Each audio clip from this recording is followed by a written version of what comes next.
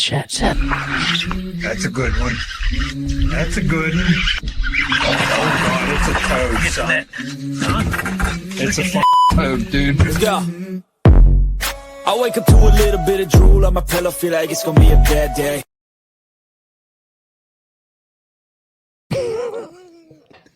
We're back, folks. We're all in the studio tonight. Ben's actually using the little boy's room. And we got a great guest lined up for you. You can actually see, if you're watching this, you can see us. Oh, there goes Pete. Here we go. It's always a fun. It's always a fun time. Here We have a good guest. Yeah. We have a good, great guest. No, we're happy to be back, man. It's been a busy last few weeks. Hopefully, if you haven't had the chance to check out the last episode, we broke down the Bassmaster Elite schedule for 2026. We're going to be bringing you guys some more schedules coming up here soon. But we wanted to, law of recency, recap what just went down. We've been promoting the Special Operations Bass Anglers annual Mark McCowan Charity Tournament. This year was the 6th year that they held that event, and we're going to be joined here in just a few moments by the winner of that event and friend that we always talk about, Seth Ellis, who took an awesome plaque home, and it was a great event. But before we do that, before we dive into all that, head on over to those who support us the most, OneCastFishing.com. Use the code TheOneCast, all one word at checkout. Save all your money there on all the snagless jigs, weedless neds, and all the soft plastics. While you're online, head on over to CarolinaWatersNC.com. Use the code TheOneCast, all one word at checkout. Get all that UPF gear. And then while you're online, use that link that we always provide you to head on over to Hobie Eyewear and get your hands on all the different frames that they have to offer. We really love the floating frames, especially if you're an angler. You don't ever want to lose another pair of sunglasses on the water. And then before your next fishing trip or while you're on your fishing trip, get on your Play Store or App Store and download that Deep Dive app. That app will help you break down bodies of water, bait tool selection, inflows, outflows, wind direction, water level, the whole 9 yards. And they got awesome features consistently being updated, and that'll help you guys target more of those bass that were sometimes so elusive for us. And then if you're moving to North Carolina, Central North Carolina specifically, hit our good friend up, Uncle Terry Carpenter at hpw.com. Or no, I'm sorry, Carpenter T at hpw.com. That's how you can reach him. Terry's a licensed real estate agent in Central North Carolina with Howard Perry Walson and Caldwell Banker. He's a bass fisherman himself, so he's going to get you squared away with the house that you need to get that big old beautiful bass boat in the garage. I think I nailed it all. You got it. I got it. Become quite an expert at that. I feel like I should be on like 94.7, man, like QDR. You know what I mean? Is that QDR? I don't even know who it is. A radio talk show host. Remember Howard Stern? He's still on. Is he really? He's still doing it. Yeah, he's on Sirius, I guess, still. Oh, man. He's gone crazy. Yeah. Oh, yeah. You know, the guy who used to be the shock jock and used to fight with the FEC and all that stuff really turned into an establishment guy. I'll tell you what, man. Back in the day, man, radio talk shows were the thing, man. You used to listen to those all the time before like satellite radio and stuff come on. And then when that did, I mean, that basically was the mid 2000s version of the podcast for me. And now it's podcasts, like this great podcast that we're running here. I mean, I still use Sirius. It's in my truck. But I listen to sports or talk radio. Yeah. I never listen to music hardly. And then, or I put on YouTube or playlist podcasts and stuff. Well, the OneCast isn't on Sirius, but we are on Spotify, Apple Podcasts, Podbean. Which we're means on you YouTube. can put us on your car. Everyone's got That's CarPlay right. or whatever. I know. When you're on that long, hour-long drive to work, put on the show, leave us a review, send it to your friends. You know, I don't know if you really want to listen to this when you're working out at the gym, but if you do, hey, cool, man. I can't listen to a podcast when I'm at the gym. Well, I don't go to the gym anymore, so that's a good thing. No, I'm just kidding. It's not a good thing. But yeah, I don't know how people listen to podcasts when they're at the gym. It's hard. Yeah, I don't know. Pete, what about you? Are you a podcast guy? That's all I listen to. Is it? Are you a gym guy? Do you listen? Not since COVID. I drive too much to go to the gym. I think about the gym once in a while. It's a great thought. Seth, are you a gym guy? No. I was. When I turned 40, I made a promise to myself that I was going to try to get back into shape. Yeah. And I did. I hit a lot of levels as far as my weights and things like that, that I was happy with. And then I kind of just was like, all right, I did it again. Yeah.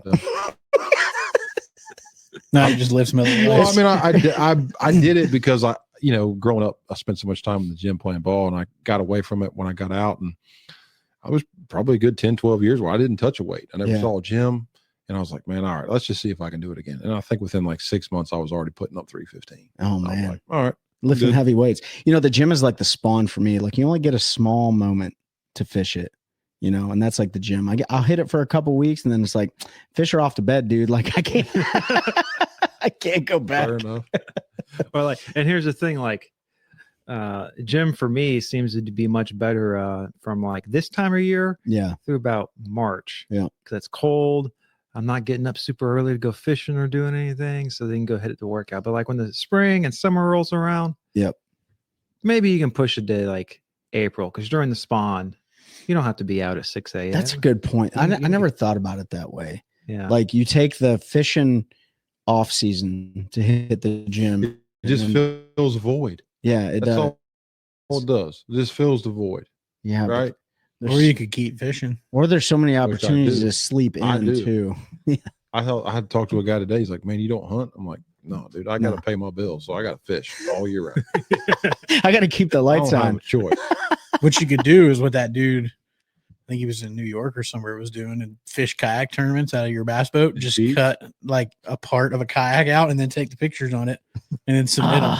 Was that? Did you see that? Yeah, that was like a cheating deal. Yeah, some dude cut half a kayak out and strapped it to the back deck of his boat and was fishing out of his bass boat. And then he would sit in and take a picture. What? We shouldn't laugh because it is cheating. He took people's money, but that wasn't the guys who got the. No, this literally just happened. Yeah, I mean, it was a big deal. Like this dude's won like national kayak tournaments. The girl, I don't know her name. I apologize. The girl who's really good in the kayak community, Christine Fisher. Yes, she came out and actually made a public post about it. Like it really was detrimental to the kayak community. The community about how bad it was with this guy, putting on this big facade. Like it was bad. Yeah, dude, where did this happen at? Like all over the nation? No, it was in one place, because you know how a lot of the kayak tournaments are paper tournaments, right? They take pictures and send them in. He was been doing it for a while, and they finally caught him. How'd they catch? I want to know how they caught him though. Because he took a picture with a fish on his bass boat, and then somebody looked at a picture that he submitted in a tournament and we're like, wait a minute. Yeah. It's the same fish. Oh man. And we were watching some tournament footage from an angler around here, and Ben actually brought it up. He's like, you'd be surprised on how good some of these guys are at geolocating you and figuring out what you're doing. Well, I mean, where you're doing it at. I mean, there's some like people, this is what they do for their money, I guess. They just make content doing that, like find out where people send them pictures and stuff, but like obviously it's used for like intel gathering and like war stuff too, like you see drone footage and all, like, but people are crazy in how they can geolocate. Oh, for sure. He did it. I will say, so one time before a tournament, this is about 8 years ago, Hilton, you guys know Hilton Glover? Yeah. He runs the ABA stuff. Yeah, so we were fishing, I think we're going to fish falls for a tournament. And he caught a couple fish, and he sent me the fish pictures straight to the phone, like through iMessage. So I just downloaded them and found the metadata and sent him a screenshot exactly. This is where you are. He's like, how did you do that? I pull these dudes' metadata all the time, sending me pictures. They have no idea. I mean, we talked about that, I think, a few months ago, about how Meta was like, you had to accept it, but like you could track people through like Instagram and stuff. Well, so yeah, they had the they put that friend finder on Instagram years ago. Meta took out any like metadata on like photos you post on Facebook, Instagram and stuff. But and I wish they wouldn't have, because like now, I really wanted to know where Seth was fishing at. He won the Special Operations Bass Anglers Tournament on Lake Norman. So, good thing we dropped an air tag in his boat, so we have everywhere. I told you where I caught him at. Well, let's jump into that. So we got Seth Ellis in the studio. Seth fishes the MPFL. He's been on here a number of times. Actually, I thought you were going to bring your lovely wife tonight, but she couldn't make it. Yeah. So that's unfortunate. That's the only reason I didn't call in. Oh, you didn't even know. Yeah, you told me.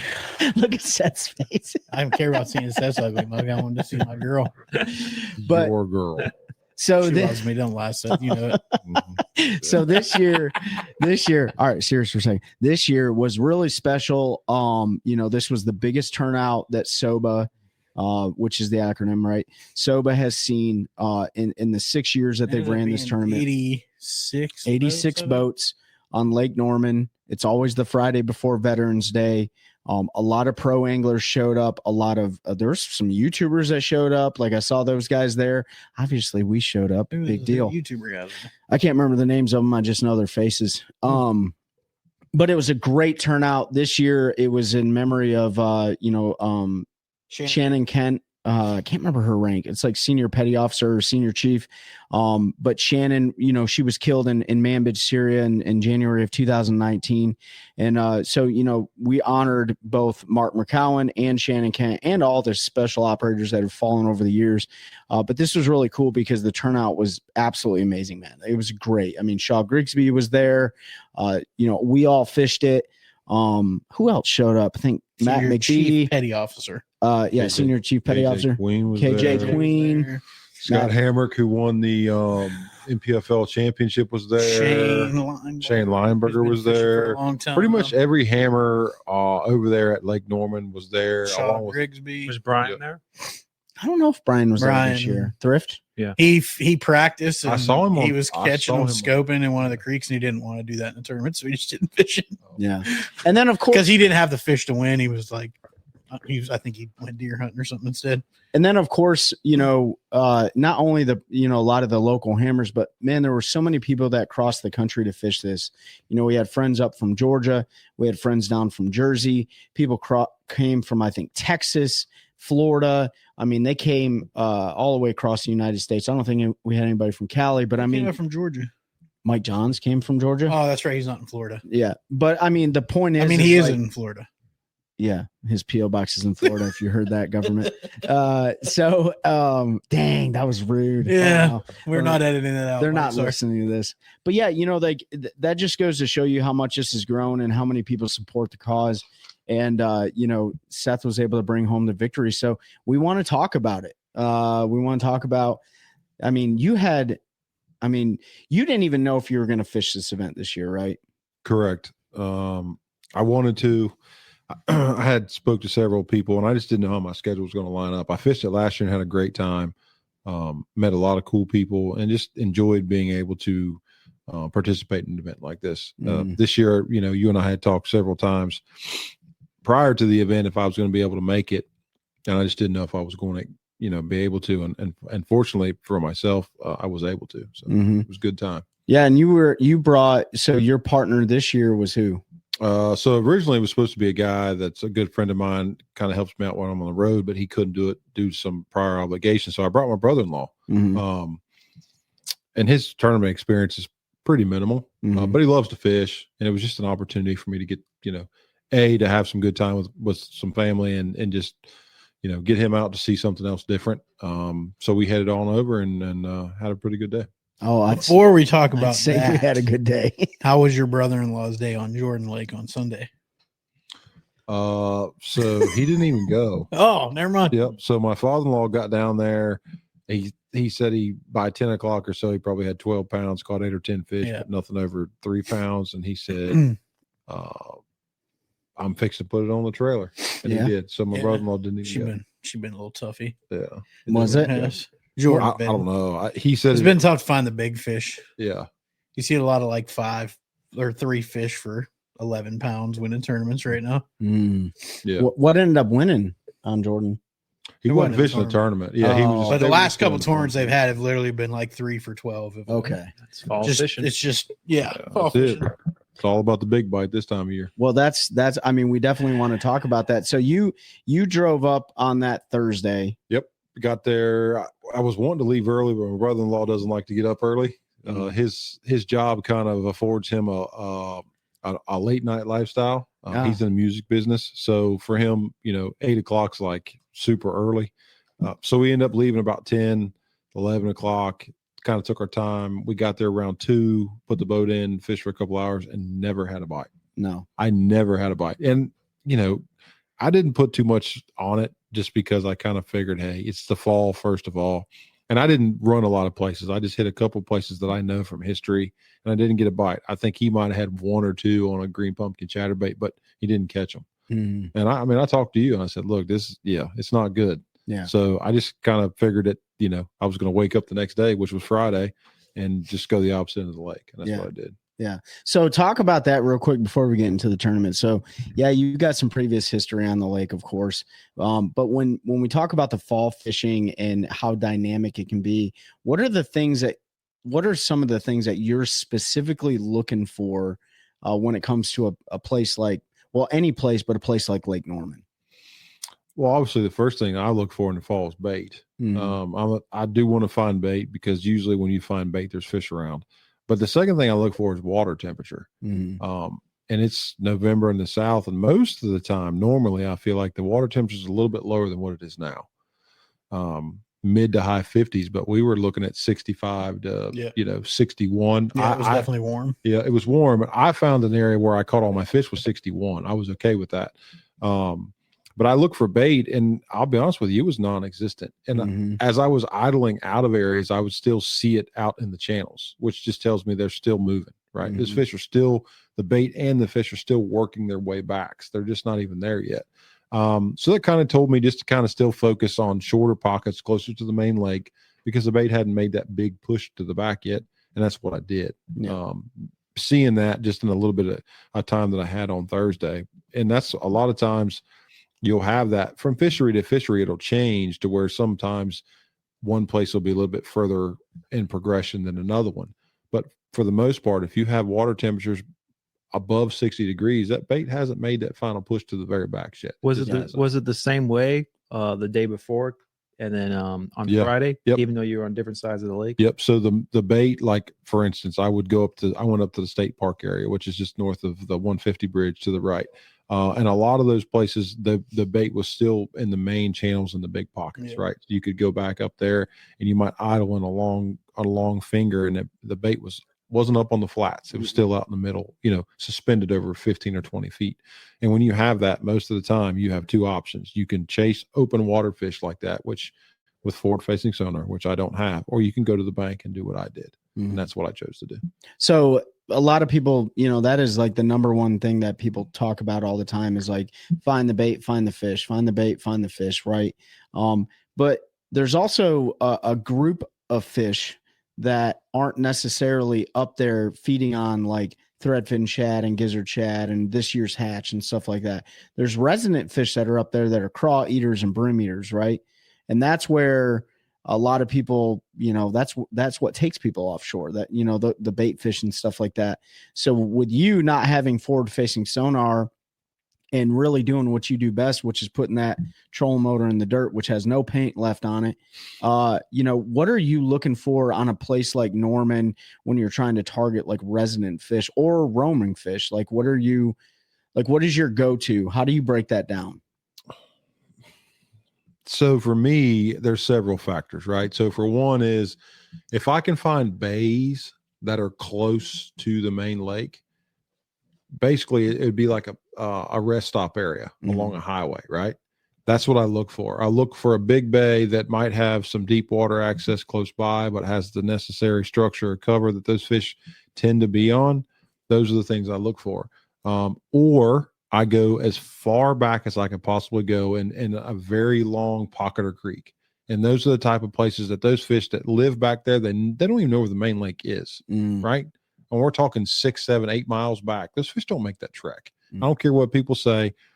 If you have an area that has substantial amount of bait or food, doesn't necessarily have to be bait, but just food and the structure or cover that they need, those fish don't have to leave.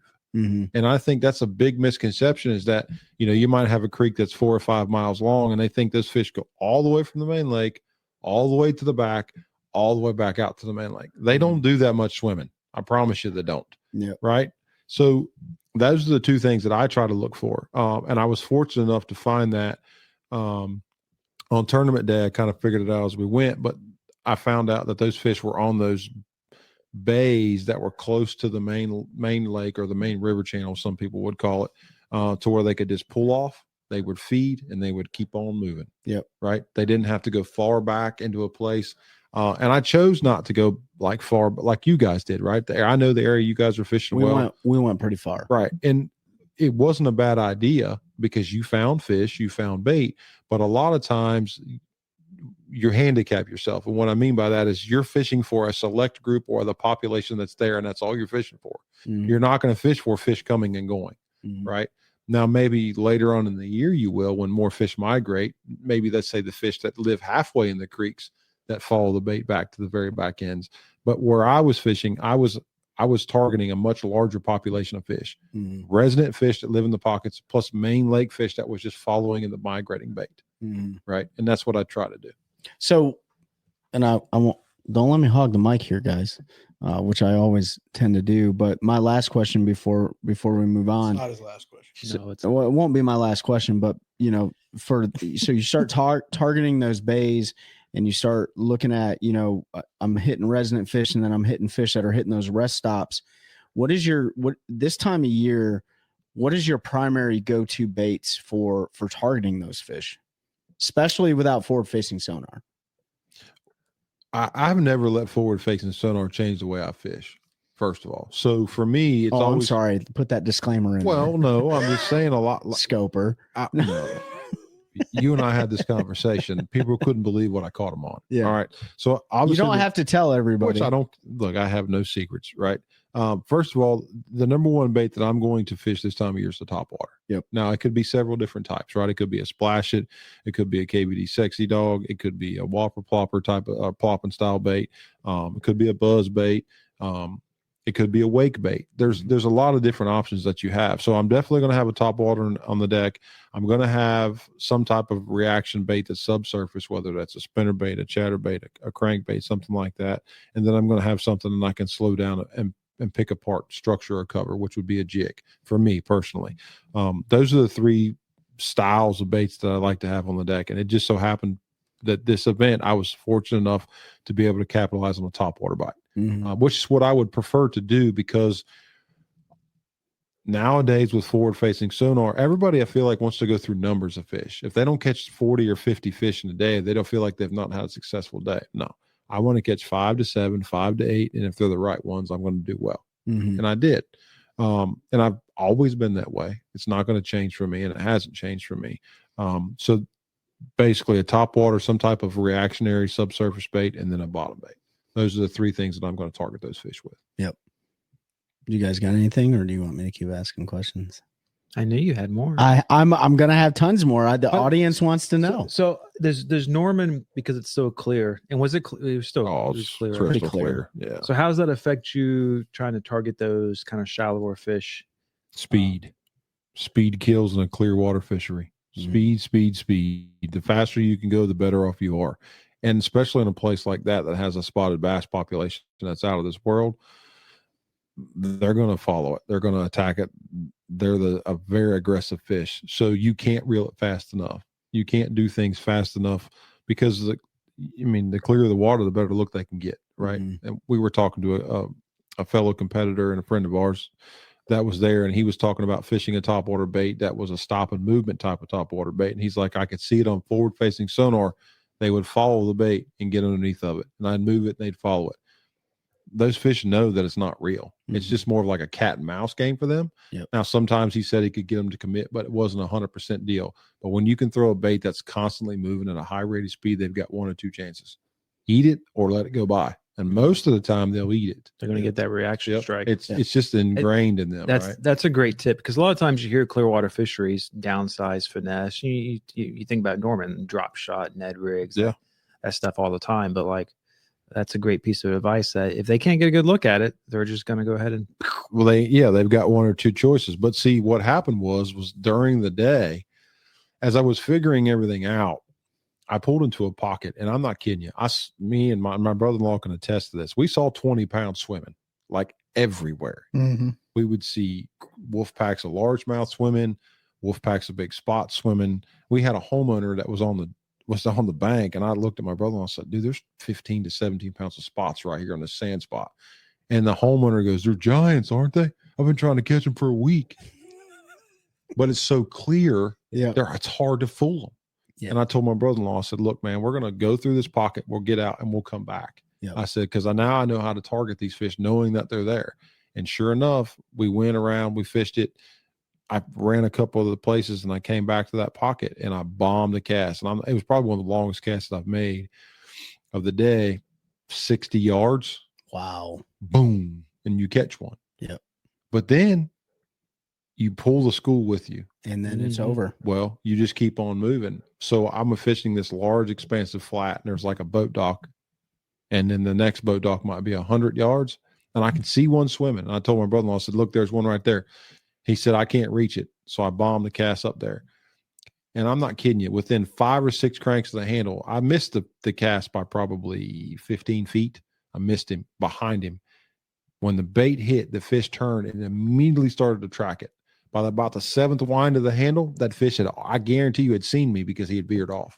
Yep. That's how hard it is to catch them in clear water. And I couldn't reel the bait any faster. It would have just fouled it up. Yep. But that's some of the things that you have to take into account when you're fishing super clear water. 100%. You talk about like speed is key in clear water, but so is boat position, right? And that's something that I learned way too late. And I couldn't generate the exact same bite that you guys were generating. It helps being 27 feet tall. Let's not discount that. I mean, Seth's like 6'5", you're 6'5", right? Yeah. So that gives you definitely an advantage when you're looking for wolf. But it's also fish. a disadvantage because if I can see them, they can see me. You. Yeah, that's right. So that's where you need to get the Carolina Waters buck stopper camo. You need to wear that, right? So they can't see you. And oh, by the way, hunting season's upon us. So go get that shirt. Start making those invisible blinds. Yeah. but talking about not only reeling fast enough, but you learned really quickly where your boat need to be positioned. And that was really, really, really far away. Like you had to bomb those casts because if I had it happen, I'm sure Pete's had it happen too. Like as soon as you saw those fish, it was over with. Hell, they probably saw you before you saw them a lot of the times, right? Well, they can think about it this way. If they saw me above the water, what does my boat look like? Right. A giant floating object that doesn't belong. Yeah. Right. Especially in that clean water. And I think we would all agree that those fish know you're there before we know they're there. Yeah. You know what I mean? I think it's just it's more like a happenstance, right? So most people who deer hunt, I don't deer hunt, but you can tell like guys who deer hunt or people who just are around deer. If you go into a subdivision, they're not startled by people who walk on a porch. That's right. I think fishing's the same way to a certain point. Right now, granted, when you start bombarding them with giant things and splashing right on top of their heads, it will spook them. But those fish are used to us being there. They know we're going to be there. It's just a matter of if you hit them at the right time. Yeah. So then what are you looking at for like, a lot of people get hung up on not only bait selection, but they get hung up on bait colors, right? So what is your go-to in a clear water or anything, but a place like Norman, what did you find to be the most effective for color options? So I believe there is something to chrome in this part of the country, right? The herring, the threadfin shad. So I'd like to throw a chrome walking bait, whether that's a splution or a splashing style bait, like a pawpaw or something to that effect. And then I like to throw a translucent bait or white. That's about it. Like I keep it pretty simple. I don't try to overcomplicate things. There's a lot of great color patterns out there, but I try to keep it simple. Chrome, something that's translucent, and then white. Yeah. It would just so happen that I caught them on a white bait this past weekend, and then I caught some on a chrome bait. Right. I caught several on a walking bait that was chrome KVD Sexy Dog, and then I caught some on a white plopper style. Yeah, you SOBs in North Carolina where you can't never find that dang Carolina chrome color. Why? Because that sucker sold out all the time. Well, because it works. All the time. I know. It works. But when you're low, you can't find them sons of guns anywhere. You just go to your buddy that's got a whole tote full of them, and you take one. He answered his phone. He did take a tote full of them too. Yeah. But yeah, I mean, that's for me. I'm pretty, a lot of guys might like a touch of purple or a touch of olive in the back. And I'm pretty basic. If you, especially in a clear water situation, if you're moving it fast enough, I don't think it matters as much as people think it matters. Yeah. It's not like you're pinging a minnow in their face or something where they're looking at it. No, you're even on that top water bite. It's a reaction. They don't really eat the minnow. I threw it a couple times, not in the tournament or anything like that, but they didn't really eat that minnow that well there for me. And I'm pretty good with a minnow. I would consider myself average with a minnow, and I think they just see too much of them, right? Well, that and this time of year too, man. Like especially if you're going to work something slow in their face, it better to look darn near like what they're eating, or they're like not a going to steel touch shad or something. Now it's different if you're moving at a high clip. Then they're like they got a choice to make. Yeah. But if you're going to deliberately keep it in their face, they're going to have a good look at it. Yeah. And it better look darn near like what they're eating. So do you think not practicing? I mean, you practiced, but you didn't really practice. Do you think that gave you an advantage on the day because you were learning the fish behavior during the tournament, or what would you consider? Like no practice is good, or no? Because I could have just as easily gone to the 6 or 7 areas of the wrong direction. Sure. It just so happened that the day before told me that I didn't need to focus on that part of the lake. Sure. So when I got below that bridge, I put myself in a better position automatically. Right. From past experience, I know that the part of the lake where the tournament launched out of was going to have a lot of pressure. I decided just to go away from that pressure. But I also know where you were fishing gets a lot of pressure. So I decided to stay in between the two. Yeah. I'm comfortable in that part of the lake. I don't know it too well, but I'm comfortable enough to pick the trolling motor up and run 2 or 3 miles to a different part of the lake and put the trolling motor down. Practice can be very good and very bad as far as how you want to view it. For me, all it is kind of gives me an idea. I take that idea and I run with it. Sometimes it's wrong. Sometimes it's right. I was fortunate enough it was right this week. It was like spot on right. It was spot on right. Well, and that's, so then let's talk about so did you have a game plan in your head? Obviously you have experience on the lake, but you don't know the entire lake, right? It's a big lake. I think Norman's like over 40,000 acres. Yeah, 50, I think. Yeah. And it is the most pressured lake in the state, I believe. Has more tournaments on that lake. Huh? It's definitely up there. I don't know if it's the most pressured, but it's I'd say it has the most boat pressure. Has a lot of boat pressure. Yeah. But so then blast off, we had 86 boats. What boat number were you? You had to be like 80. No. I was in the 50s. Oh, were you? Yeah, I was 53, 52, something like that. So did you just go? Yeah, I just told my brother-in-law because I had told him that night before after we had ridiculous. We were holding, we hung out and we had a great time. Yeah, and I just told him we got back in the truck and I said, man, I'll just do a little bit of tackle in the morning at the gas station. I said, we're probably going to head south. I said, we're not going to go down south, to where Trey and them are at because I feel like there's going to be a lot of guys down there, but I'm comfortable in this part of the lake. We're just going to head there. And I said, I'm going to rig you up a plopper style bait. Also, I'm going to rig myself up I'm going to rig up a walking style bait. And then my brother-in-law really enjoys throwing a chatterbait. So I rigged him up a green pumpkin one. I rigged myself up a jig and a swim bait, a small 3-inch swim bait. I said, we'll just kind of cover water in the morning, kind of get an idea. I said, because I just don't know how this is going to go. I said, if we're fortunate enough to land on a couple decent fish first thing in the morning, I said, I'm willing to grind out some jig bites on the docks later in the day. That was my plan.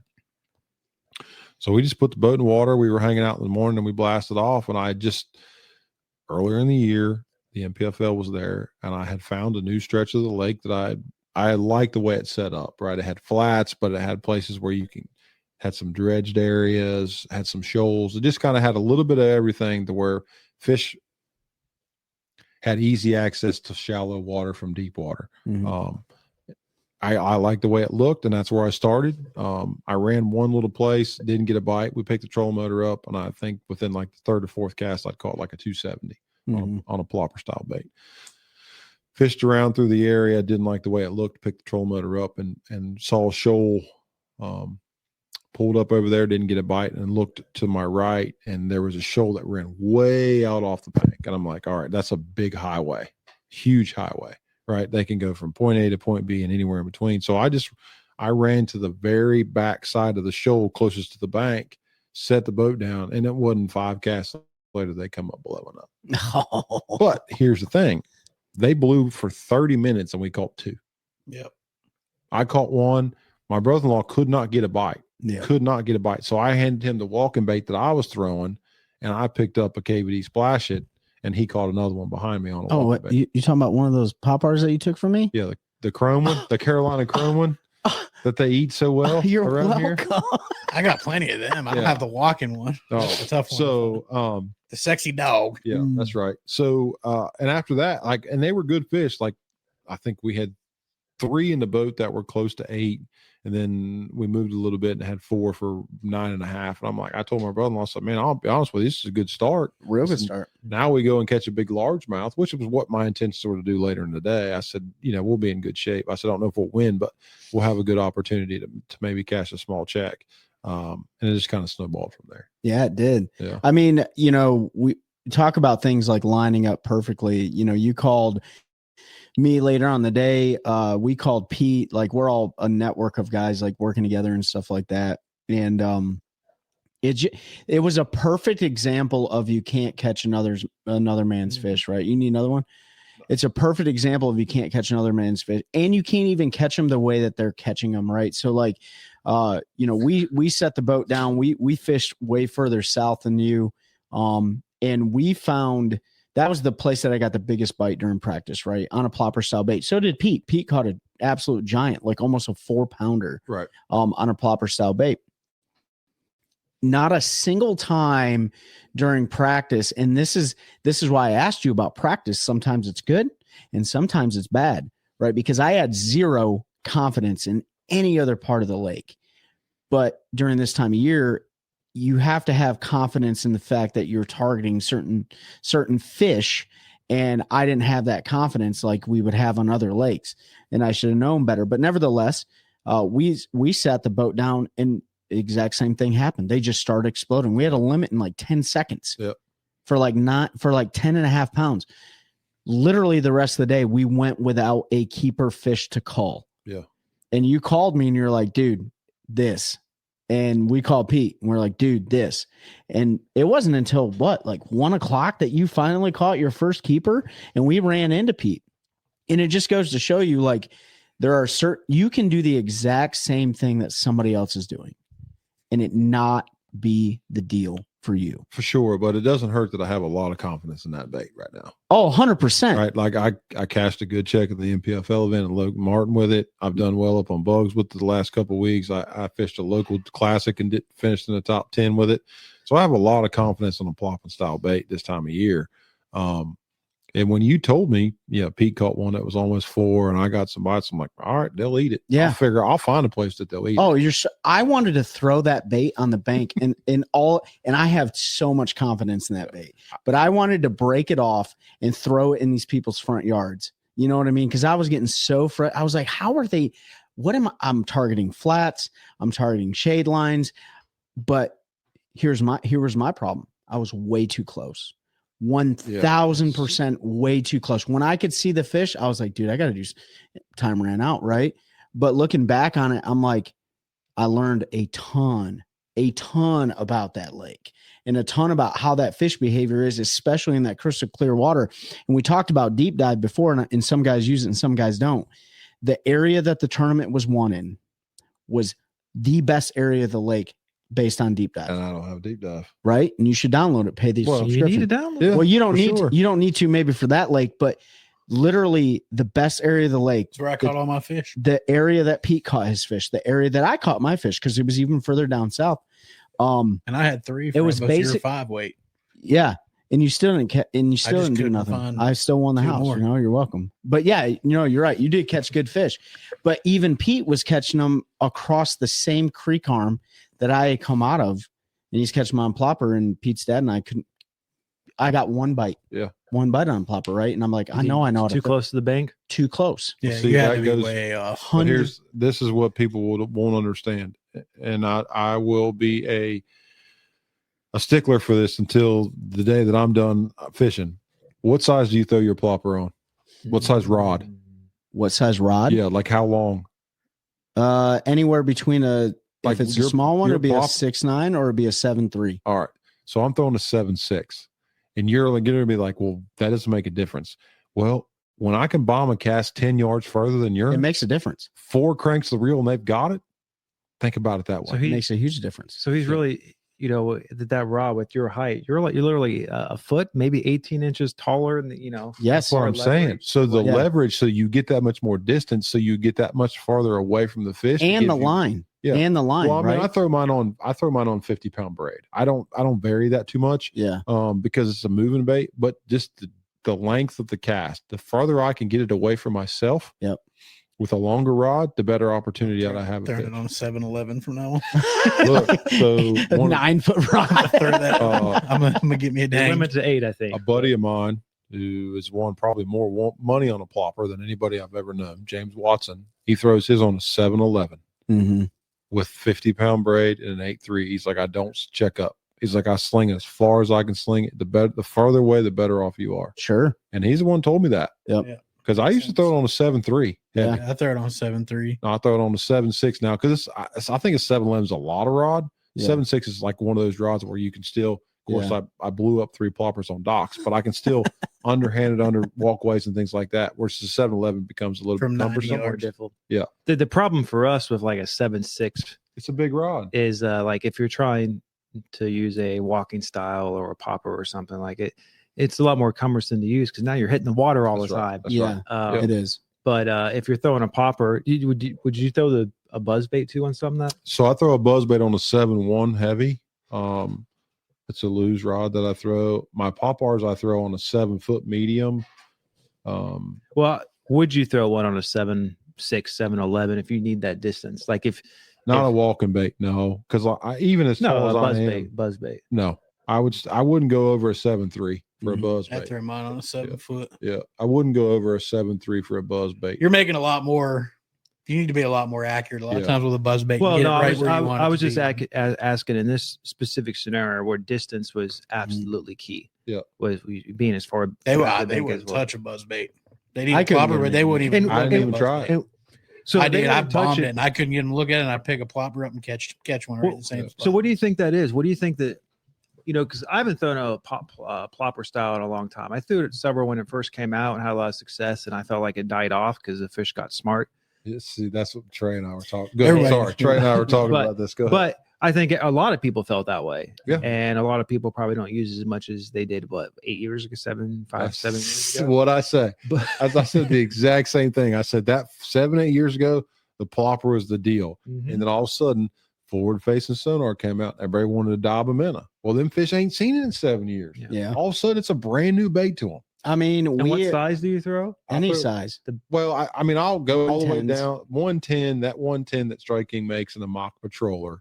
That's what I throw. What about the double one? You remember the double one? I do. Was on a buzzbait frame. Yes. I never. I never heard anyone have success with that. I never bought that gimmicky thing. I throw the mock patroller 110, and I throw it in white, and I throw it in black. Now the new Click and Chicken that's come out. Click and Chicken. I haven't got my hands on that yet. They say it's legit. I talked to Mac McBee about it. He said it's really good. I haven't thrown it yet, but that 110 style, which is basically like a 4.5 to 5 inch style bait, that has a pretty. It's not a super deep plopping sound.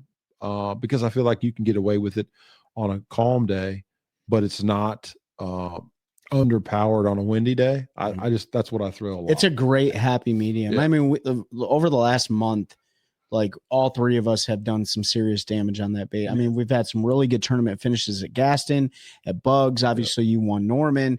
Like it is a bait, and I think you're right. I mean, I switched between 3 brands just because they all have different. Yep. To Seth's point. Clickbait's your favorite. No, I've never thrown one or clickbait the revolver. I like the on windy. I'll tell everybody on the windy days I like the Chapo. I like a regular plopper on the windy days or calm, and then the new one 6 cents came out with on a calm day. That thing barely makes a little bit more subtle. But see, that's like you love the 90, and that 90 is super and he catches subtle. on a 90. I don't like the 90 at all. To be honest with you, I throw a 110. I think you get bigger bites. I do too. Were you throwing a 90 too? But our buddy Zach only throws a 90 and he can catch. It's a confidence thing too. I throw a 90 on a 6.9 and I throw a 110 on a 7.3. I have 2 of them rigged up at all times. But I will tell you that I caught bigger fish on like no windy days at all on the 90 better than I caught the 110. But then it'll be a day where it's like no wind at all and you'll catch them on the 110. I know the last tournament Trey and I fished together, he couldn't tie a 110 on fast enough. I'm telling you right it took now. two and he was like, yep. I'm not stupid. Like, no, it was just that day they wanted that bigger profile. During the sober tournament, I went through 4 different ploppers that day. Yep. The problem with that is I should have had confidence in the 110 because I know that it catches them, right? And the wind, we had a lot of wind. Yep. So, but it was boat position. It wasn't getting the cast far enough. And, this time of year, you guys like us, you're fishing behind people sometimes. Yeah. Right. Sure. And so if you go in there 20 minutes after they went and blasted a 4.5 pounder and pulled that wolf pack off the bank, like they may be resetting and refitting and you're just like missing the fish. Right. And we did fish behind each other. Like we all fished kind of the same area. We knew where we were all fishing. Had I not landed on a school, I would have struggled all day long. Right. Because it won't eat. Look, they told me, I talked to Trey and Trey's like, he had been there a couple of days, him and Pete both. And I'm like, other than, Pete smashed him the first day, Trey had some success. The second day, Pete was crying the blues, and Trey was like, dude, it's not easy. It's not. And I'll tell you this, you could have went and this is why like shallow water fishing can dominate. And clearly that's the case. You could have went and flipped a jig all day long at the ends of the dock post with the lake being 4 feet low. You're going to catch 1.5 pounders all day. Yep. Like I didn't catch a single big fish, not up on the bank, not out on, like I just didn't catch them. Now they would show themselves with a glide bait, but I think because it was so clear and there was barely any wind whatsoever, some guys that know how to throw a glide bait, I'm not that guy. They ate the shit out of a glide bait on Wednesday. What day was the first day up there? Wednesday. They ate it. But like they'd never seen one before. But you had some wind, right? I mean, yeah, but I didn't even matter. I could get on the calm bank and throw, and they were eating it. They were just eating it. I threw it Friday. In between that time. Well, they didn't. I couldn't even get a look at it on Friday. I was like, this ain't happening. No. Nope. But Wednesday, like they'd never seen one before. And then Saturday, I had 2 4-pounders. I had one hit it and knock it out of the water, and one came out of the water and ate it in the midair. It was the craziest. That's how bad these fish wanted it on Wednesday. Every day was different. Yeah. Every day. Usually this time of year it is. Every day was different. And well, we had south wind Wednesday, north wind Thursday, south wind Friday. So it was flip flop back and forth. Every day was different. But I also talked to Pete's dad that fished with me. This is the 3rd year in a row he fished with me. I told him about what you talked about on the show before, which is like class of fish. Now, I don't know if that's necessarily the case this time of year, but I do believe that the pressure still exists. Remember when I told that, and I'm not going to say this on the air right now, but remember when I was talking to the house and I said, if you look for this one specific thing, you'll get bit there. Mm-hmm. Remember what I was talking about? No, I drank way too many Twisted Teas in it. Anyways, that is one of those things where you are specifically focusing on a specific class of fish if you're targeting that specific piece of structure. Yeah. Right now, that holds true January to January. I promise you that. And you can ask any local; they'll tell you the same thing. Yeah. But that is one of those instances where, if you look for that one specific deal, that's a class of fish that you're targeting that's much higher than everything else. Yep. Now, I didn't do that because it's been a long time since I've been there and I've looked for that kind of stuff, but I know it's there. I know the possibility is there, and if you can land on it at the right times, you can bust a giant bag doing it. Yeah. Well, I know we're all over the place here. So you landed on a school in the morning. You had 4 in the box at some point, and then you just decided all day I'm going big fish hunting, right? No. So at that point in time, we had 4 for like 9.5 or whatever it was, and I was like, man, let's just go run some small pockets in the area and see if we can just catch our 5th keeper with some time to go. I said, because if we can catch a 3-pounder and get us up to about 12, then we'll go big fish hunt the rest of the day. I was fortunate enough to catch a spot that was like 2.5. It bumped us up to 10.5. Which isn't a bad bag on that lake this time. Like I was okay with it, but I knew. But you knew who was fishing there too. Yeah, and I knew what we needed. So I just would run like 60 to 100 yard stretches. And if I didn't get a bite, I'd pick the trolling motor up. For about 2 hours, we did that, and it was a grind. Like no bites, no nothing. I'm like, and the conditions were optimal. Were you still throwing the plopper too? I was throwing everything, right? So I was throwing a plopper, I was throwing a walking bait, I was skipping a jig around boat docks. My brother-in-law was throwing a plopper, and he was also throwing a chatterbait around boat docks. But what had happened was in the morning it was clear, and then around 9 o'clock, after the schooling activity had died, it was like a small front had moved in. Clouds had rolled in. Yep. The wind had picked up, and it was like optimal conditions for that bite, and I could never get it to go. And I'm like, that's the only time I had it go. Here's the thing. I told my brother-in-law, I said, I'm in the wrong part of the lake right now for this deal to happen. He's like, well, what do we need to do? And I said, well, we're just going to run a couple miles down the lake. I said, I got another little section that I'm comfortable in. And it's like the light switch flipped. And sure enough, we go down a stretch. My brother-in-law catches a good one. Then I catch a 4 something. And I'm like, all right, this is what we're going to do. Then we go catch another good one. And then we miss one. And then we catch one that's not a keeper, or it's a keeper, but it won't help us. And all of a sudden we've called up to like 14 and a half. I'm like, all right. By this time it's like 1 o'clock. We're doing it 3:30. I'm like, we're just going to keep rotating in this 2 mile stretch. We pull up, fish a 60 or 100-yard stretch. And I got a bite, and I kind of just was aware of my surroundings. And it ended up being a shady side of the lake. It didn't necessarily have to have wind or not wind, but it was just shady, and we got bitten like the first 60 to 100 yards of the main river. I said, huh. So I just literally fished down. I didn't even go through the pocket. I fished down. I said, let's go to the next one. I did the same thing, and we caught another one. I said, I figured it out. So we just would run consecutive pocket. It's the first 4 to 5 boat docks, which was about 60 to 100 yards on the inside with shade, and we get a bite on every single one. Whether we caught it or not was different. So we did that, and then I hit a lull. Like I went like a quarter of a mile to a half mile stretch where I didn't get a bite, and I was like, all right, well, let's just pick up and move. So I picked up and moved a little, and as time was winding on, I wanted to get a little bit closer to the ramp. So I just pull up to a place I'd never been in before. I pull up and I make a bomb cast over a long boat dock or a boat ramp that came out, and you couldn't see the ramp because of the shade, but you could see how far the way the contour lines where it came way out. So I didn't necessarily make a cast towards the ramp itself, but more parallel to the bank towards the end of where the ramp would be. And I had a monster smoke. I can promise you his fish was over 4 pounds. Nailed it. And he hit it so hard I didn't have to set the hook. I just kept winding. And I'm like, all right, I got him. And within like 4 cranks, the handle would come off. And I'm like, I looked at my brother and said, that was it, bud. I'm sorry. I did. I told him, I said, that was our tournament. Yeah. We would have won right there. He's like, dude, it's all right. No worries. So I picked the trolling motor up and I hit 4 or 5 more pockets and we don't get a bite. And by this time it's like 3 o'clock. And I'm like, all right, well, let's just get really close to the ramp. I said, I got one little stretch that I'm familiar with.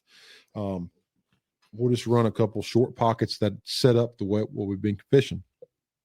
So we pull up to the first one and fish and they don't get a bite. I just kind of turn the trolling motor high and I get around the corner and I was like, we're going to fish this last stretch. Cause I looked down at my graph and my graph said like 3:15. So I'm making some casts. You're doing it 3:30. 3:30. That's right. And we're like a mile from the ramp. We're not far. So I look up and there's a riprap corner, an overhanging tree and a boat dock. And I was able to get my plopper up there and I'm bringing it through there and whoosh. And it was like a 160. I'm like, God, dude, it's crazy. I said, I lose a freaking big one if I catch a 160. And I looked down. I was like, dude, we'll go around this dock. And I said, I'm going to make a couple casts and we're going to have to go. It is what it is. I said, we had a good tournament. I had a good time. He's like, oh, yeah, for sure. So I go around the corner. My brother-in-law gets hung up in the tree, like amateur hour as you could get it. Yeah, right at the end. Yeah, he's trying to rush. I'm like, dude, don't worry about it, man. So we back up and we get it. I make 2 casts. And as I round the dock, I'm like, all right, man, we got to go. I put my rod down here, go whoosh. And I look back and he goes, got him. I'm like, all right. Well, I couldn't see because it was shaded. So I grabbed the net. I was like, is it a good one? He's like, yeah, it's a big one. And of course, my brother-in-law, I love him to death and he's caught some fish, but he never, his ability to judge what was on the end of the line for me was kind of suspect. So finally he gets up there and as he gets his rod up, I see the bait and it's the entire plopper, but one hook. Oh, yeah, hanging out of the mouth. And I see the head of this fish. I'm like, oh, it's a giant spot. Giant spot. I was like, look, dude, whatever you do, don't horse it. Let it go where it wants to go. I said, just keep him up. He said, yeah, I got him. I'm like, all right. So he gets him turned around, and I see him. He's raising him up, and I just dip him in the net, and it's a giant largemouth. But literally, I look at my clock, and it says 3:22. I'm like, dude, we got to go. So there was a 1-2 pounder in the box. I said, throw that thing out. If we got to throw him in there with the plopper in his mouth, we'll deal with it later. He's like, no, I'll get it. So he grabs the 2 pounder and throws it out. I'm like, all right, well, let me have the pliers, because it had gotten twisted in the net. Long story short, I get it out. I don't even really take notice of how big the fish is. I know it's a good one. Throw it in the box. And I'm like, crank the motors, 324. We get back, it's 327. I'm like, dude, can you believe that just happened? I'm like, that's unbelievable. I said, I lose a big one, I catch one, and then you catch a giant. I said, I don't know if we're going to win, man, but that was awesome. I said, we got a shot. Long story short, we get up there. That was when you weighed for big fish, right? Correct. And these guys are like, man, you got them? I'm like, man, we actually got a good bag. I'm like, I think we got 16 and a half, 17. I'm like, what's leading it? And they're like, I think it's like 17 and a half. I'm like, I don't know if I got that or not. That would be Matt McBee. Good friend of mine. Yep. I was like, I don't know if I got that or not. So I asked, I'm like, what do you think, Pete? Pete's like, dude, you got 18. You got a sack. I'm like, I don't know, dude. He's like, nah, it's 17. I'm like, bro, you got 18 17. pounds in there. Long story like, you got a 5, a 4. He's like, Yeah. I think it's 5. I was like, that's 5, bro. He was 5'11". Yeah, 5'11". Fast forward, it was 5'11". I'm like, holy crap. We had a 5'11", one that was it was like 4 3/4, a 3-pound spot, and then 2 more that were right at 3 pounds. So it was just an awesome day. I mean, what'd you have? Almost 19 pounds? No. We had 18.4. Okay. 18.4. But still. 18.5 would be almost. Yeah. 18.4. 18. Got to round down. On Lake Norman. Bro, he opened that bag and I was like, you got it. He was like, nah. I'm like, bro. Like, you got it. You were dude. still in shock from the for sure. Because I was like, imagine if you cut both them big ones in bag. you didn't have time to think about it. That's what I told him. You'd have had like a 21 pound. Did you imagine we'd have caught that? I would have had 20 plus. And I was like, man, this is crazy. And because I've never weighed in a 20 over there. And that's why I was telling Matt McBee, because he's like, dude, you've had some success over here. I'm like, yeah, I've had some really high ABA finishes over here. My 5th place in the MPFL, but I've never weighed in a bag bigger than like 17. Yeah. So I weighed in 18 and we won it. It was a super fun time. Obviously, in the grand scheme of things, it's for a great cause, right? And I'm super proud to be able to have been a part of it, and to have the day that we had with my brother-in-law doing what I like to do, throwing a top water bait. It really was just an awesome day. So really, in the grand scheme of things, it's a good thing he got hung up on that tree. Yeah. Yeah. And I always think about that stuff too. Like, yeah, it's funny you say that, because I'm like, if you're there 2 minutes early or 2 minutes late, you missed that opportunity. You missed it. It's like it's all worked out the way it was to be, right?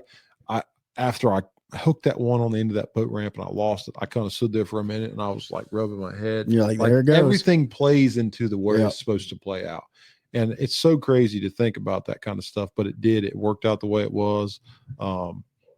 When it's your time, it's your time. That's right. No matter how big or how small the tournament is. That's right. And when it's your time, it's your time. It's just crazy, to have, you always hear about these people say, man, I caught her on the last cast. And sure enough, my brother-in-law, of all people, catches a 5'11". It's a big on one. Norman. Yeah, on Norman. A large class on a plopper. Like, they haven't eaten a plopper there in 7 years. One of your brother's fish was more than half the weight I had in my box. I mean, it was crazy. Like, it was nuts. I was like, but then, after it's all said and done, I was talking to Matt McBee and he's like, you caught him on a plopper. He's like, dude, they haven't been a plopper here in like 7 years. And then you and I were talking the other day. I'm like, man, I'm telling you, forward-facing sonar has done They haven't been a plopper, but you should ask Matt. When's the last time you threw a plopper? Well, true. But my point being is that forward-facing sonar has affected a lot of things negatively, but also has affected a lot of things positively, because it's almost like you're re-showing these fish baits they've never seen. That, but I also think like on Norman, and you're starting to see it on Gaston, and you'll see it on Kerr more and more with the spotted bass taking over. This time of year, they tend to school. and they school a lot all day in the fall. So guys get fixated on that schooling bait because you can see the fish, you can throw a walking bait, you can do that. Yeah. And so that bank beating with a plopper or a buzz bait or whatever it is you're up there just goes away because everybody gets out there and starts chasing those schooling fish because we all get spotted bass in our mind. Well, you got to have the spots. You got to catch 5 spots and then go find a big largemouth. That's what you have to do. No. And even you were thinking the same thing. Yeah. Initially, like, let's go catch 5 and then we'll go find a big largemouth, right? Like, well, I would have caught 5 if the quality was there, and it was in the beginning. But I know in order to do well on Norman, you got to have big largemouth. You do. You got to have, and unless you get like a unicorn like Matt McBee who catches over a 5-pound spot and then has a bunch of, because he had over a 17-pound bag, and if anybody, they had big fish. If anybody, their spot was 5. Yeah, if anybody knows Tater Hog Custom Lures, Matt McBee, he is a Lake Norman hammer, and he does really well this time of year. Yep. Right, and he was doing something completely different than what you were doing. Sure, something completely different than what we were doing. I talked to him. He was like, "This is the longest tournament I've ever fished in my life." I was like, "What?" He was like, we had 7 all our weight by 9:30. Yeah. And then we never caught another fish. He was like, I thought the tournament was almost over. And then I realized I never changed my graphs to daylight savings. So I had to set up a half hour. Yeah. He was like, I was ready to leave at 10. Yeah. That's the crazy part about that. But yeah, I mean, and here's the thing, like I know in order to do well at Norman, you have to have largemouth, but it's hard to go target largemouth if you don't have anything in the box. Yeah. Right. It is. I'm okay with it, but a lot of people aren't. And given the fact that we had quality spots to begin with, I was okay with what we had. Mm-hmm. But the big thing with the plopper to me is a plopping style bait is that you're not, I think a lot of people it discourages because they might pick it up for an hour and not get a bite. They're like, all right, I'm not doing this anymore. It's one of those baits that you're not going to get a ton of bites on. This time of year, especially 6 to 10 a day. And your landing percentage is about that 60 to 100%. Yep. We were fortunate enough to have a 90% landing rate on a plopper this time of year.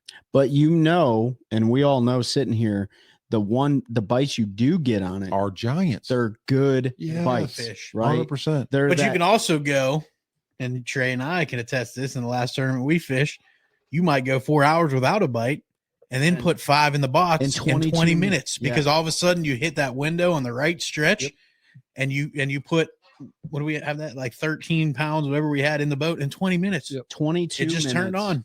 We went the first 2 hours without a bite. One bite.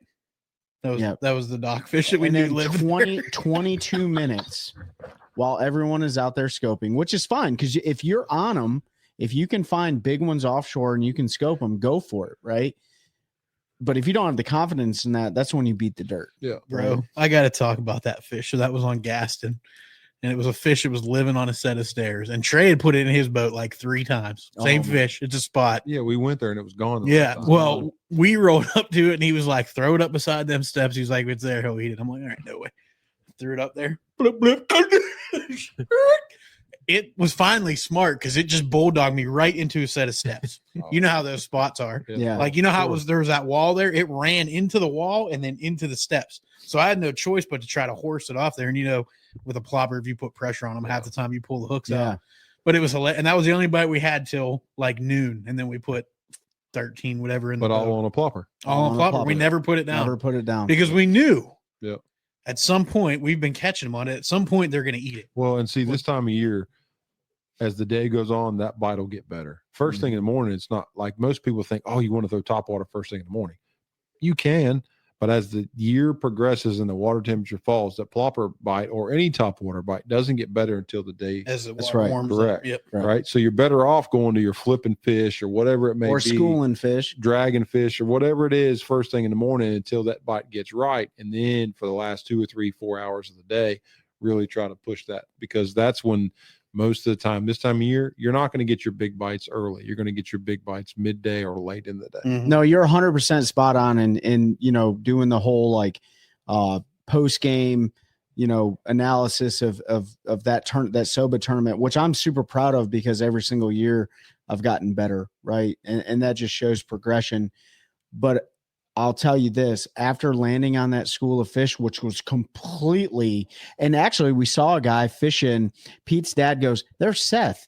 Dude, I could have sworn outside of knowing your boat, it was you. The dude was like 6'5", had a straight Gigantopithecus beard, like straight up looked just like you. And I even went up to him and I said, hey, man. He goes, come on over here. You're good, because they couldn't catch a single fish out of that school. I said, you look just like Seth Ellis. You know who that is? He goes, I have no idea who that is. I said, you look just like him. But what I should have done, and I will do this in the future, during this time of year, you're absolutely right. It's backwards. Everything's backwards, right? The school and bite in the morning is a great opportunity if you're on that kind of fishery to catch 5. And we were fortunate. We caught like 2 3/4 and 2.5 pounders. We actually had some quality fish in there, but we had 3 1-pounders, and those aren't going to do nothing. I should have went school and bite and then locked a topwater in my hand all day after that, right? Yeah. Because I thought I had like 9, 12. I ended up having 10.5, and I was like, oh, okay, that's not too bad. Maybe their scales were off. I don't know. But I will tell you that I should have had 14, 15 pounds with two big kicker fish. And I played it like a summer bite, right? Like where you do top water in the morning. Yeah. Well, it's also hard.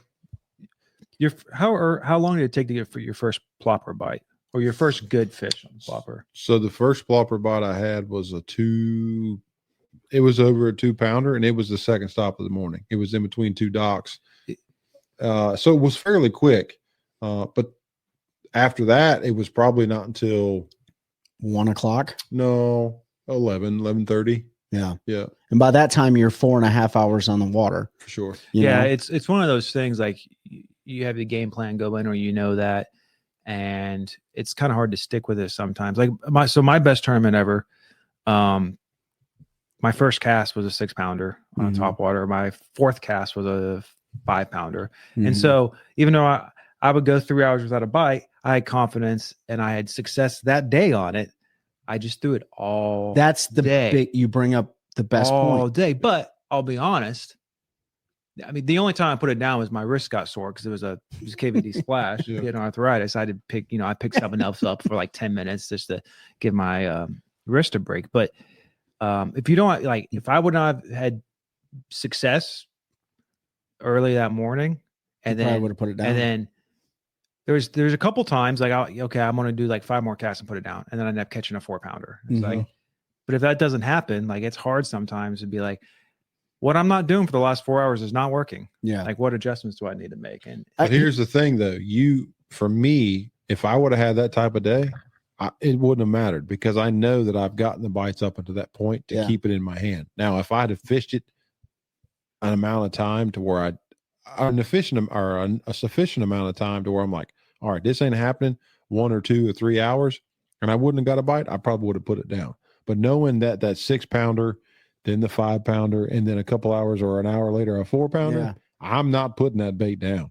I'm not doing it. Here's the last thing I'll say on this. So Ben brings up a really good point.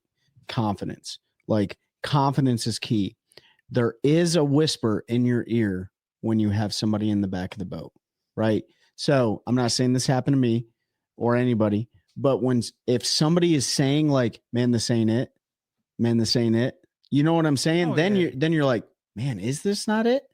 Like, should I be doing something different? And that adage of like, don't leave fish to find fish. This time of year, that can be just a complete false statement, right? Like you could be on 10 pounds of fish and you could be missing out on 15 pounds of fish, right? You may not get 20 bites in 10 minutes, but you may get 3 bites over 5 hours that are the right bites. And so when you fish in a team style tournament, if the person in the back of the boat's not confident, even that energy itself can bleed in to your decision-making process, right? Because you don't want to, people know how to fish, right? Even the guys in the back of your boat, they know how to fish. But if they're not confident, it can hurt you a little bit, right? So that's why you should fish the dual threat tournament. You should fish the team series, right? With your brother-in-law, you should fish that with him. Yeah. I mean, clearly he has great luck. Yeah. It's hung up on trees. He catches the biggest fish of the day, which you're known for. I mean, I consistently catch bigger fish than if anybody wants to give Trey and I like $40,000, we'll go fishing. I was going to say, like, that's all you need for entry. It's like what, 32,000. I'm all about it.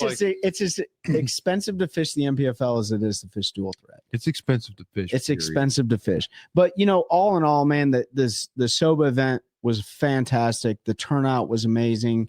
You were able to pull off a victory against a local hammer there, Matt McBee.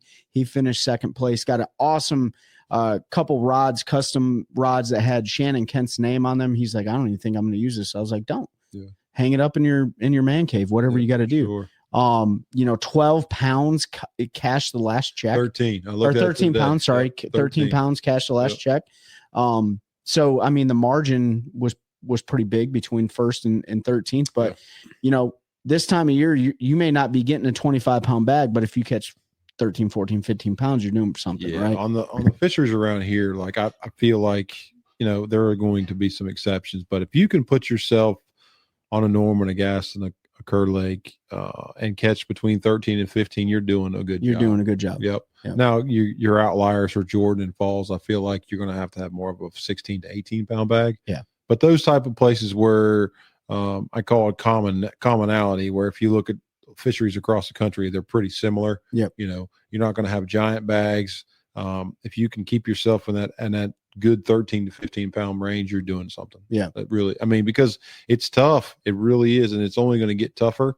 And then that light switch will flip mid-January, and then it'll start to trend upward again. Yep. When it gets really cold. But yeah, if you're fortunate enough to do that, you've done something. So you need to be proud of that. Well, there's only 6 years of those plaques so far, so you guys should be super proud of that. I am. I think it's awesome. We'll take a picture. They're different every year too. Yeah, they're different every year. So this year they got the American flag on there. They got the major special operations commands on there, and they got don't let the knife fall out, but show the audience. It's a really, really cool piece of memorabilia. Other way, Pete. Other way. Go the other way. I'm just. Oh, he's gonna do some. Yeah, he's gonna zoom in. I was trying to put it between you and Ben. So if you guys are watching this is a really cool deal. So Seth and his brother-in-law both got one. That's all the Special Operations Command, Naval Special Warfare, Army Special Operations. The dagger itself is legit. And then what's it say in the bottom there? So it says 6th annual MSG Mark McCowan Bass Fishing Tournament in honor of CPO Shannon Kent. First place champions, November 7th, 2025, Lake Norman, North Carolina. That's probably the coolest plaque I've ever seen. I like the coins. What are the coins from? So it's the Marine Special Warfare MARSOC, right? So it's all the soft coin. And then it's AFSOC, Air Force Special Operations Command. Yep. And then it's Naval Special Warfare. Naval Special Warfare. Yep. And then it's the USASOC, United States Army Special Operations Command. So it's all the special ops. Where's the Coast Guard at? They have special? We gotta ask Dwayne. Well, they have them dudes that interdict the subs and stuff too. That is by far the coolest thing I've ever won. Yeah. I've been very fortunate to win several benefit events throughout the years, and I've got some cool ones for some things for some firefighters that have perished, which are really cool. But this thing right here, man, it really is a really. It's one of those ones that you're like, yeah, that's the one. You look at the money you win and you're like, cool, but that thing right there is bad to the bone. Like you got the coins and the dagger and what it embodies. Yeah, it's really neat. It really is. Well, man, we appreciate you joining us here tonight, driving all the way down from Durham. Boys, I enjoy it. I love coming down here. Yeah, I really do. I hate it because I feel like people see me too much and hear about me too much, but I love coming on here. I love hanging out with you guys. Well, we appreciate that. We love hanging out with you too, and grabbing that piece of memorabilia that is so special to a lot of our hearts, coming from the annual Mark McCowan tournament. Next year, they're going to have the same exact tournament. It's going to be in memory of a different fallen special operator. It's going to be at Lake Norman again. It's going to be the Friday before Veterans Day. It's going to launch. The launch may be different next year. They kind of dealt with a little bit of logistical challenges this year. It sounds like they're going to move it for next year. So, be on the lookout for that. We'll continue promoting it once we get more information, and hopefully look, you need to tell people that if you are having a thought about coming, you need to. Yeah. Obviously for the cause that you're fishing for. But I'm going to tell you as a consumer, as somebody who would want to come fish, it's a very laid back tournament. Mm-hmm. But the amount of things that they are able to give away is worth your time. Yeah. I promise you. Power pole charges, props, baits, you name it. This organization is top notch when it comes to the things that they give to the people that participate, or the opportunity that you have to raffle or win in some type of auction. You need to really take a look at it. It's just one day out of your year on a really cool fishery, but what it embodies as far as what you're supporting means a lot. And then the opportunity for you to get something for your time is really there. It's special. For sure. Yeah. For sure. Yep. Gentlemen, you got anything? Nope. Appreciate you, Seth. Yeah. Seth absolutely. Ellis. Thanks, Hopefully we see you next year on the National Professional Fishing League circuit. We're going to hold you to it. Keep grinding it out around here, around the house, and bringing those trophies home for the home team, and help us continue growing culture of anglers, helping Anglers OneCast. That's a good one. That's a good one. Oh God, it's a toad, son. It's a toad, dude. Yeah. I wake up to a little bit of drool on my pillow, feel like it's gonna be a bad day.